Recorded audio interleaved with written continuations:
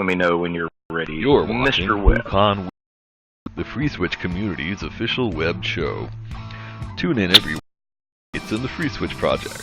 Interesting presentations, and interact with members of the Free Switch community. ClueCon Weekly is brought to you by Free Switch Solutions, the officially endorsed consulting firm of the Free Switch project. Free Switch Solutions solves problems so you can focus on your business. Visit freeswitch.com for more information.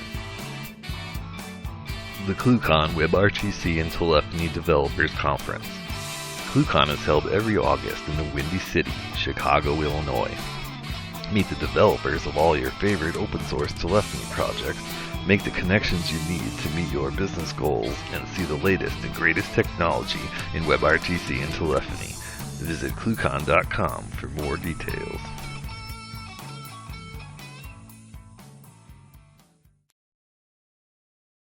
All right, guys, welcome to ClueCon Weekly. Today is, what is today? Would be the 29th of July, and coming up here very shortly is ClueCon. If you haven't been to ClueCon, you're running out of time to show up, get your tickets, and get there because it starts Monday. And you want to, if you're not going, you definitely want to be there. So, Brian, how are you doing this? I'm doing pretty good. Sorry, I stepped away from my desk for just a second. I'm doing pretty good. Sorry, the door. You know, things happen sometimes when you don't plan. But yeah, so if you're going to get registered for ClueCon, I need you to be this Friday, close of business, because that's when I turn in my head count. That's the latest I can turn that in. If you guys still need assistance getting a room or anything like that, if I have time or able to help you out, let me know. Got any questions, need to convince your boss, or any of that stuff, don't hesitate to call the number on ClueCon.com. I'll answer the phone and take care of you. Yeah, so how many, what big names do we have showing up at ClueCon this year? I know we've got a bunch of them. Oh, let's go take a look here. I've got, load the page up here. That way I can read them off. Johnston from the Illinois Institute of Technology. He's showing up. We all know Tony's showing up. Ben Klang up from ITT. Oh, we've got Daniel from Camelio showing up. Darren Schreiber, he's also the one going to be helping with the training on Friday, the 7th. If you guys have not signed up for training yet, there's still a couple of slots open. So get to ClueCon.com and register for that if you want to have some free switch training. David Duffett, Community Director of Asterisk, he's going to be there. He's going to... Eric Tam from... Eric Davidson, Software Engineer from Corvisa, based out of Milwaukee, so they're very, very nearby. Evan McGee from Ring Plus. We've got our very own Giovanni. I'm not going to butcher his last name. I have yet to ever be able to pronounce it. And we have James Bodie showing up from TruePhone. So everybody, when you're there and you see James Bodie, be sure to give him a hard time for me, because, you know, that's what we do, James. John Brozowski. I've butchered his last name. I do apologize, John. He is the IP architect, Comcast. He'll be on the IPv6 panel that we're going to have Monday, along with Bill Sandiford, myself, William King. We're going to be discussing why you need to deploy v6 and why now is the time you need to pay attention and stop waiting, because it's getting very critical. We have Mira from Zoiper. She's going to show up here. I don't know if you guys have seen Mira's involvement. I think she was at Camelio World earlier this year. Awesome speaker. You guys are going to really enjoy her talk. Moy, Software Engineer Manager at Sangoma. He'll be there. Peter Kelly. This is one I want to meet him in person. I acted a lot on email on various issues. Him in person, but I will get the chance this year. We have Robin Raymond, CTO of Hook Flash. He's also going on the ORTC WebRTC Roundtable on Tuesday evening. We have Sean Shea from FlowRoute. He's going to be in charge of the Monday Coder game SIP Jeopardy. Guys, get involved with that on Monday. It's going to be great. Travis Cross, our very own Travis Cross, will be there. He's going to be helping me with all the MC work throughout the entire event. He's also going to be managing the security roundtable. So if you guys have security-related questions, he's going to be leading that talk. William King, Anthony Minisali will be on that as well, along with Alan Johnston. More people he has invited that I have not confirmed yet, but as soon as we have those, we'll get those tweeted. So be sure to follow us on Twitter and on Facebook. The Coder Games. So that one while Brian's on the phone. So Monday, guys, show up for Coder Games. There's several of the ClueCon sponsors this year making their APIs available free of charge for to try out and play with and see what you can come up with at ClueCon. And while we're doing that, there will be sections to be given out on that. So I know at this point, I think there's word of like some iPads and various bits like that will be given away for the participants. You really don't need anything there. We'll have internet access. We'll be bringing some servers to spin up VMs for everybody, so you have something to work on. And so you can either come up with a bright new app. Check out the mailing list for more information on that. I know Brian and Kathleen have been putting information out there on who the different sponsors for the Coder Games are, and where their APIs are available now, so you can kind of get a head start on what's going on.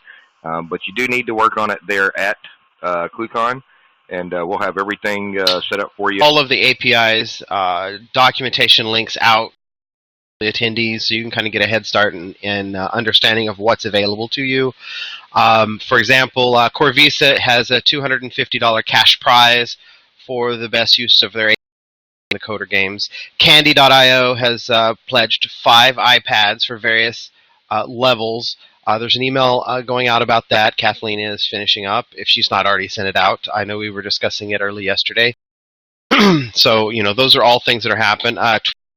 Has a couple of, it's a Bluetooth speaker. I forget the name of it because I never have heard of it. Phone Joy, I think is what it's called. They've got some of those to give away as well. We also have not only coding-based games that day, we also have some fun things, the Sip Jeopardy. We have Tic-Tac-Verto. We're going to have parties. It's very much like Hollywood Squares. We're going to have remote participants coming in, filling in the squares on the big screen with questions that are either it's going to be a gambit of technology-related, current events, and VoIP. So all of these things are going to be questions during the game.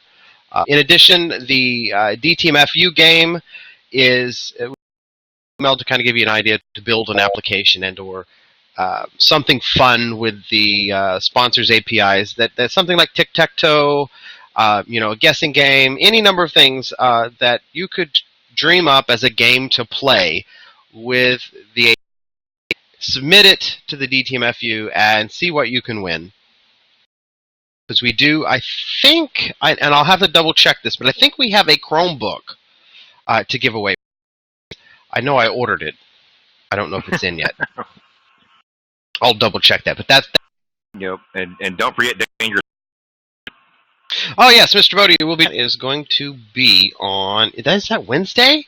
The last hour of lunch is what Mr. Bodie is going to do. The Dangerous demos. So. I'm looking for, Dangerous Demos right there, 1:30 p.m. on the 5th. That's going to be, the last part of lunch, so you guys will come back a little bit early from lunch if you want to see the Dangerous Demos and get involved in that. I don't know what Dangerous Demos is. That's where you get 5 minutes to show the craziest dangerous demo of the latest, craziest thing that you're working on. The more dangerous, the better. And I do believe that TruePhone, I think they've got 3 prizes this year for that. Cash and awards, I want to say. Yeah, in addition, you will be voting via SMS, and for those that know, we have our very own Alex Kinch showing up this year. He had been allegedly, with air quotes, fixing the voting at the previous Dangerous demo previously in the year. So they have made it hack. They say they've made it hack resistant now, but we're going to see. All right, we're going to see how hack resistant the dangerous demo voting is going to be this year. I think it'll be fun. All right. So I mean, there's stuff going on at ClueCon this year, so you definitely want to be there. Now, there's one other thing, and I need to check the list real quick. But Friday is the training at ClueCon. Friday following ClueCon will be Free Switch training, and there is a limited number of seats available for that. And let's see here. I think we've only got a few seats left. Four. Yes, 4 more seats left. So if you want to get in there, you want to do that training, you need to get in there and register today, because once these last 4 seats are gone, they're completely gone. Because we're out of room for people in the room. So you want to get that in there and get that in there today. Miss Kathleen, how are you doing? Well, how are you? Hey, so I'm doing great. You ready for ClueCon? I am. It's been a very, very busy week, but I think we're getting. All right, cool. So you want to give us a little update? Sure. This week in the Week in Review, 7 commits. Couple great new features. Support for 80, 100, and 120 millisecond packetization went into Mod Open. Mod AV saw H.263 codec support. And we had the cool new little feature, CPU usage, get CPU time to retrieve free switch processing CPU usage. It's kind of a neat little thing. You guys should go test out and kind of play with and see what you can come up with. But it was great. The CPU usage thing was kind of cool, because that was actually a third party to the project, and it is multi-platform aware, so it's not one of those things that works just on Linux. It actually works on Linux and Windows. It should work on the other platforms too, so that's something you want to check out. It's another great contribution from our community members. It's a small contribution, but it's still a pretty cool contribution, because it can allow you to monitor boxes doing a little bit better. And as with anything, that came in via pull request, so anybody can do that. So get your pull request in. Let us know. Mr. Jarris will review those along with the rest of the team and get you feedback on it, so we can get your tree. And that I want to mention something related to that. I don't know if anybody's been paying attention. Starting yesterday morning and some of today, I've went on a Jira rampage.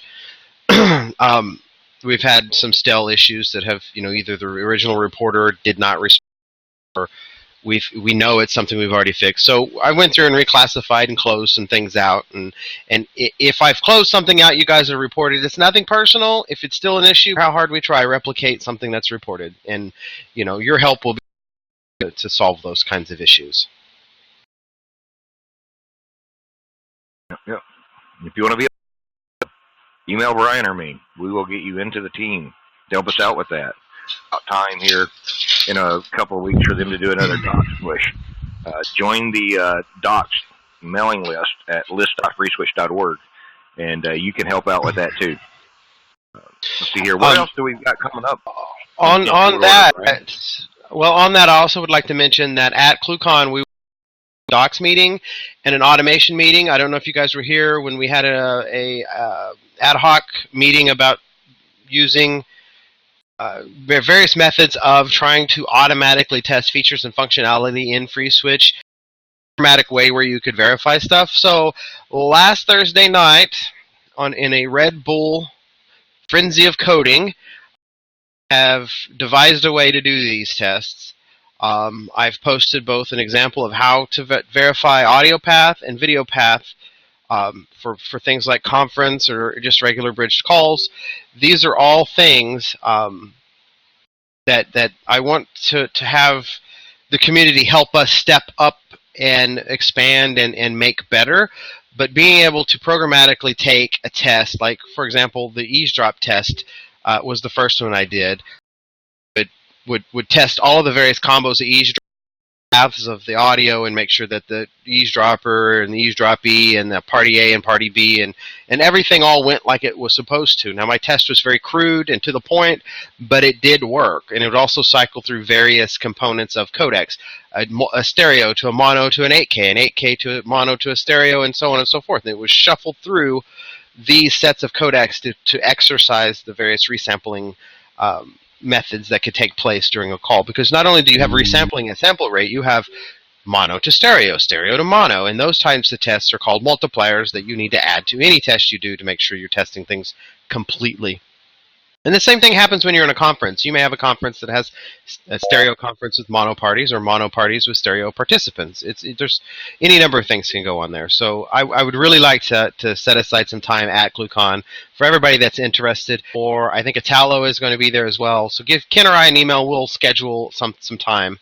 It may be something in the evening or at the Gigabit reception where we just kind of chat about it while we have a drink. So. Giga what? The Gigabit reception. Isn't that what AT&T promised us like 10 years ago or something? I mean, we're all like on DSL now, but... Yeah, well, they promised it back in 90. We're still waiting on it. Except for maybe Brian. And Steve. But yeah, so there's a lot of stuff going on for ClueCon, so you guys get ready. And since pretty much everybody will be at ClueCon next week, we won't be. So you guys should show up at ClueCon, and we can do ClueCon Weekly live, like in person, sitting around a table at lunch.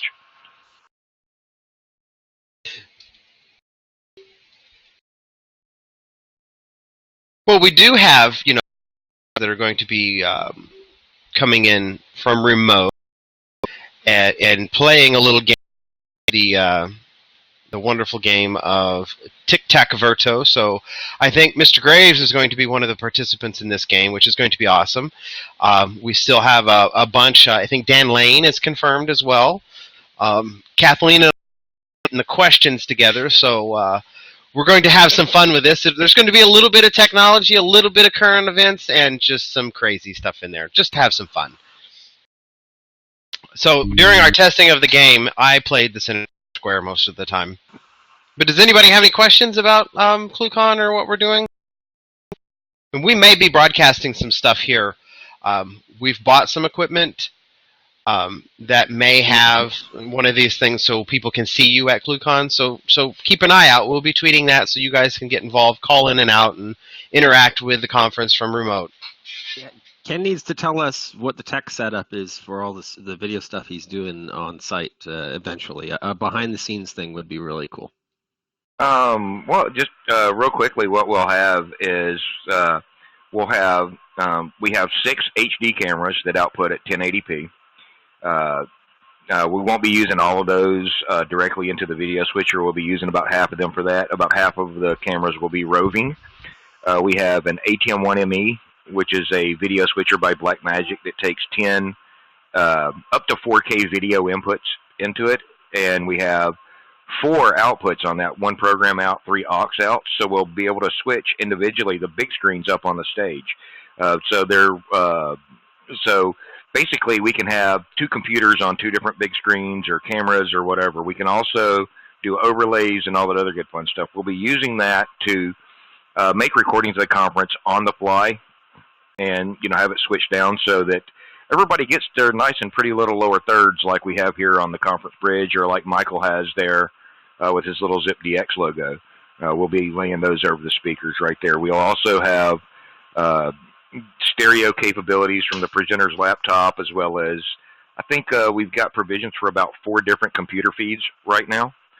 And so it'll have all kinds of fun stuff there. Of course, anything and everything that we need will be mic'd, and since we're using headsets for the presenters and, wireless hand mics and wired hand mics and all this other good fun stuff, and as we all know, camera microphones are pretty much crap, so we'll actually be taking the board level audio and bringing that in. So if we broadcast anything live from ClueCon or all the recordings, we'll actually have some pretty decent audio. And so I just actually, right before this call started today, I was out dealing with UPS, handing that guy about 600 pounds worth of gear to head to ClueCon. So it's going to be fun. I'll They use have to this. post some. I'll have to tweet some pictures of the setup once we get up there. They use this 360-degree camera to broadcast this 1+2 live event. That was 1+2 launch yesterday. So you could watch it on your phone, and you could move your phone around, and you can see like 360 degrees what's going on at the launch. That's pretty cool. You know, The there's one a thing. company that I was approaching to try and get it. They don't have a 360-degree one, although they started out that way. What they have is a panoramic one that gives you, I think it's 240 degrees. That's And pretty cool. Yeah, Yeah. you can't see up. You can see around. Yeah.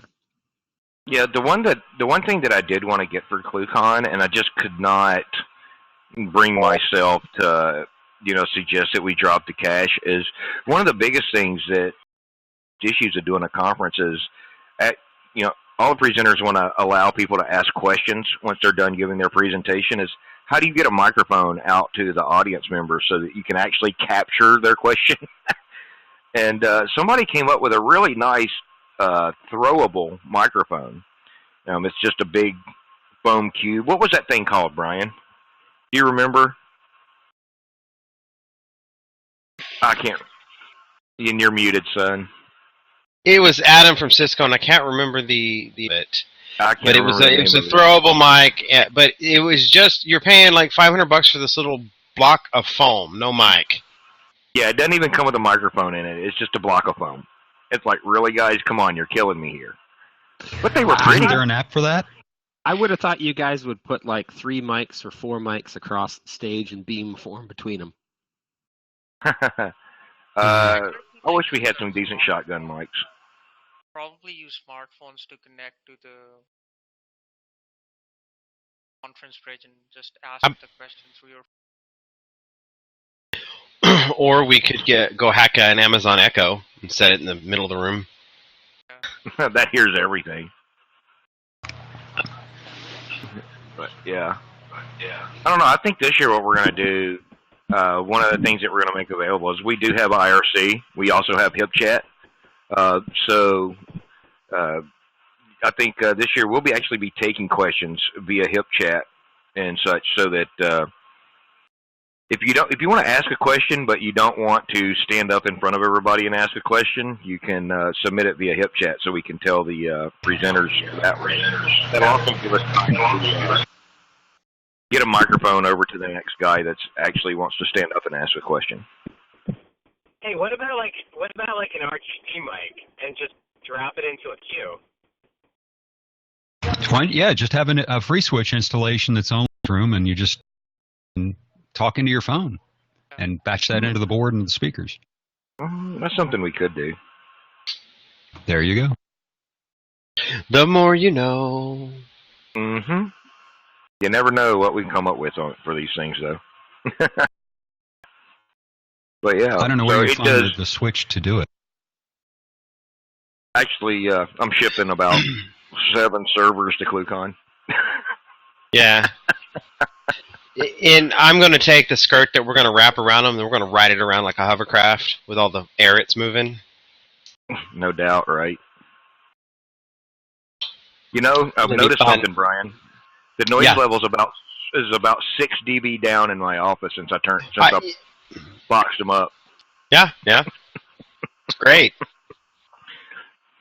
And 6 dB doesn't sound like a lot, guys, but that's 4 times the sound level is down now. But yeah, so all right, guys. Does anybody have any questions about ClueCon, about where we're headed with FreeSwitch, anything like that? Ask away. Now's a good time to get them in there. Have you guys been paying attention to all of the fun stuff we've been doing in FreeSwitch? I think Giovanni has had a blast with a bunch of it. I reviewed his code samples for the book. A while someone started working on FreeSwitch HA, like build everything inside FreeSwitch for high availability. Did that project go anywhere? I do not know. Was that Elliot's project that he started? I think it was Elliot Gable. I don't know if he did anything with it or not. I think he was trying to find a way to do something with that, but I don't think he really ever did anything with that. Yeah, I don't think he did either. I don't think it got beyond paper. All the building blocks are there to do, to do the, all of the HA bits and pieces. So, now for our Tic Tac Verto game, we have the entire game, the X's and O's and everything will be handled by FreeSwitch. Is that you, Michael, doing the X? Yeah, he's doing that level. He's probably using. Let me guess. I'm going to guess he's using Wirecast over there. No, I'm using vMix. In fact, I've been giving the Telestream guys a bit of hell in their own forums because Wirecast is becoming the poster child for bloatware. And, I my like vMix Wirecast trial runs out Tuesday, I think. Next Tuesday, I'm going to have to buy it in the end. How much is it? Send me a link for that. Is it cheaper than Wirecast? It's a little bit cheaper. There's a 60-day free trial. It's vmixhd.com. It's out of Australia, and they do. It's quite different. They're already doing 4K today, where I defy you to get 4K. I don't think there's a server alive that would do it. Well, Wirecast depends heavily on the video card also. I actually tried to run Wirecast on some dual 4-core Xeon boxes that I had, and it just wouldn't run because of not good enough GPU. Well, and here's the thing. Yes, it requires a reasonable GPU, but you get yourself into the weird corner most of my career, and that is you need server level performance from the CPU, but you need high-end gaming performance from the GPU, and that puts you into workstation class machines. Sort of, but the weird part of it is, okay, so you got to have a reasonable, you got to have like DX10 compliant GPU or something like that, but they don't actually use it for very much except layering. So, for example, they don't use the GPU for any kind of encode acceleration. We're like, what? Yeah, which is kind of a pain because what we were looking at doing was using Wirecast for some encoding, to record and compress, with some Blackmagic Decklink cards. And the only thing we could come up with was, you could run Blackmagic software, but that records in RAW, which for about 45 seconds takes about 4 gigs of disk space. Because, it's recording raw YUV at 1080p at that point.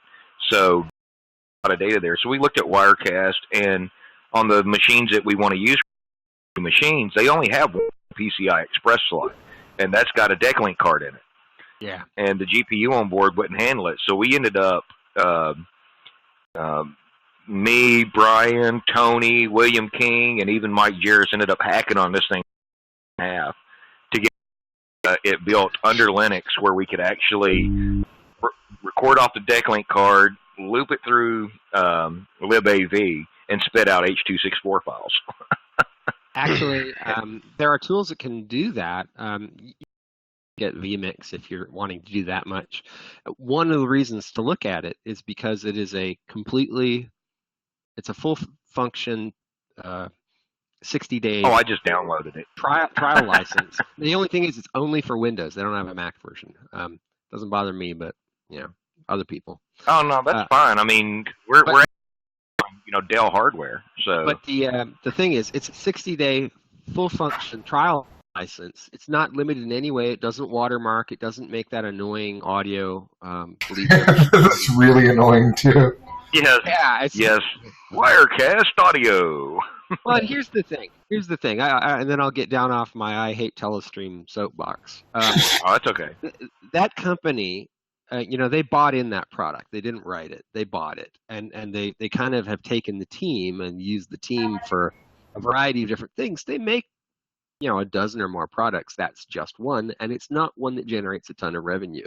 You can see that in their roadmap, what they've done in the last 3 or 4 releases. So, they beat their chest about software releases, but then their actual extensions to the software are quite minuscule. And here you got a thing out of Australia, written by 2 guys. It's their only product, and lo and behold, they have focus. And it works, and it can do 4K today on hardware that can barely Wirecast now. I'll be honest, we have so many features in FreeSwitch at this point. It may make sense just to polish off and figure out what we're missing and just do it ourselves. I mean, because we've got OpenCV, we've got GD, libGD support. The API support to do pretty much whatever. So at some point, I think we just got to come up with a UI that does a mixing console. There's like this small device which provides a PCI Express interface via USB 3, I believe. Well, there's already some pretty cool devices out there that you can plug in. Like, where did it go here? I've got one right here that this is a little Blackmagic design Thunderbolt device that has component, HDMI, yada, yada, yada, in and out. And it's just a little Thunderbolt device. And these things are a couple $100. Decklink cards for going into a server. You can get the 2-input card, which 2 inputs, 2 outputs for, I think they're, about $500, $600. You can get the 4-way card for like $1,000. So they're actually fairly inexpensive, for that great of hardware. And that's the 4K Decklink cards also. Excuse me, but bear in mind, it's not as easy as it looks. No, it's not.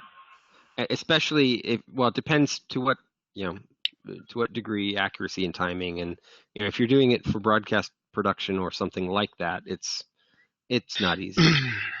But at the same time, a company like Telestream, who made their money in that space, should take better care than they do. Getting the timing clean and lip sync clean is definitely takes some work, and it's something we're still working on too. And working in uncompressed domain, because all the transformations you have to do, you're in uncompressed space to do them, so you end up having a lot of data flying around a machine. Yeah, that part doesn't actually bother us too much. That part we kind of have working on. Yeah. It's the syncing actually the video you're watching here. We're pushing this all around in the uncompressed domain. It's the syncing audio and video coming in off of RTP streams. That's the tricky part. Keeping them in sync in the uncompressed space isn't such a huge deal. Yeah, RTP is sort of non-existent in a lot of that space. In the broadcast side, yeah. Yeah. Hey, here's a sideline. I promised I'd make mention of it wherever I was, though. If you guys know anybody, Simwood is looking for a senior engineer. They have a senior engineering position open. But that means we'd have to work with Dan Lane, right? Is Dan with? I don't think Dan's with. Is he with Simwood? He might. Yeah, be. Dan's a CTO at Simwood. Okay, there you go. There you go. And oh my God, you might have to work with Simon also. That's true. No, that's funny. I was talking. No, that wouldn't be so bad. That wouldn't be so bad. But dealing with Dan Lane every day, he's kind of snarky, is he not? They both of these guys are. What kind of skill set are they looking for? I don't know. There's a blog post up. It's a couple of weeks old, I guess, that Simon put up, and he just reached out and said, spread the word, because he's not getting too many respondents. I don't think he beat the drum. Well, being an engineer, marketing, I think not. He's doing it via LinkedIn, I gather. I'll ping Dan about it too and find out what he's looking for. See if I can find anyone. I assume they're wanting someone in the west of England somewhere. Or I don't know how flexible they are. if we could use GPUs for transcoding and stuff instead of CPU. Is he ungodly quiet for anyone else? Yes, you are your gain on your mic is really low. Yes, you can use a GPU for transcoding. There used to be a company.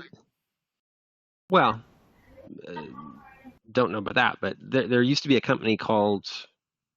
Oh, what were they called? They sold a DSP card with The cell libraries. processing guys? Well, Digium had one, but the one I was thinking of came out of the UK. It was like a serious one. Are you talking about the Blackfoot stuff? It's the one based on the cell processor, wasn't it? I think so. Yes. What was it? It was like I'm thinking Buzzsaw or something like that, but it was some. The company out of the UK is Dan Lane's old company. Hmm.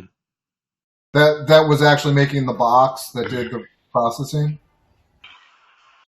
Well, I mean, this was a PCI. This was a PCI Express card that could do some massive throughput of transcode stuff. I mean, I know there's several people that make Was it Howler? PCI Howler, cards. Yeah, Howler. That was Dan's company.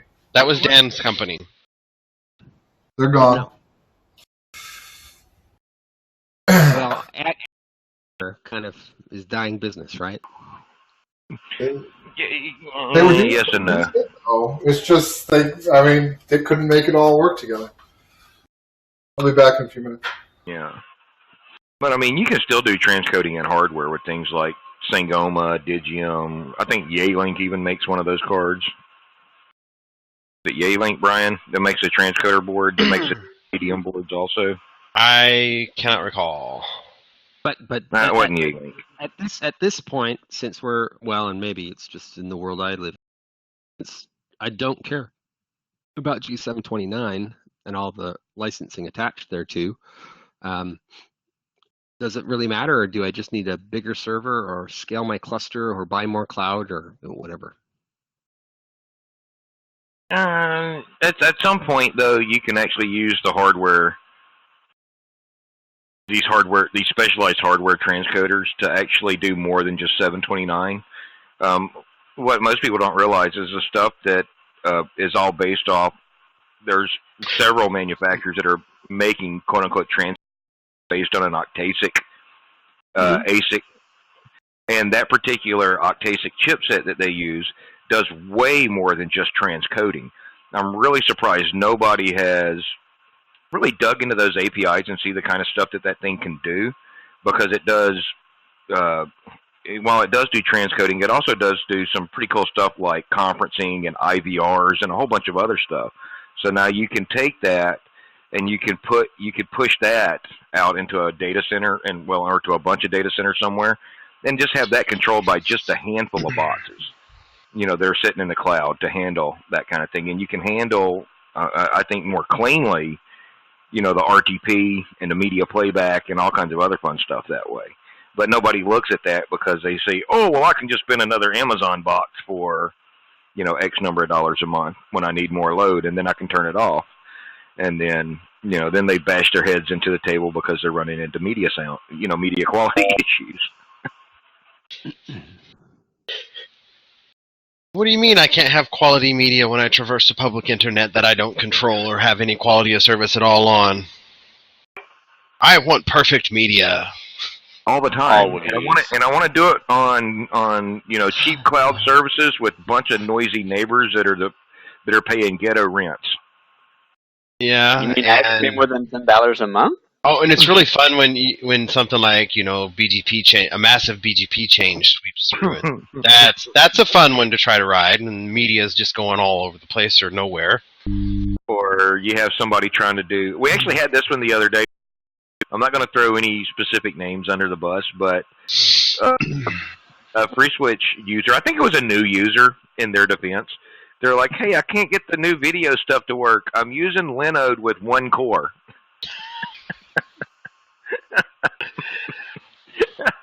And it's like, yeah, you might want to give it a little bit more CPU horsepower there. And I don't think 128 megs of RAM is going to cut it. This is public, so I can't say too much. But we reserve the right to fire customers. And, yeah.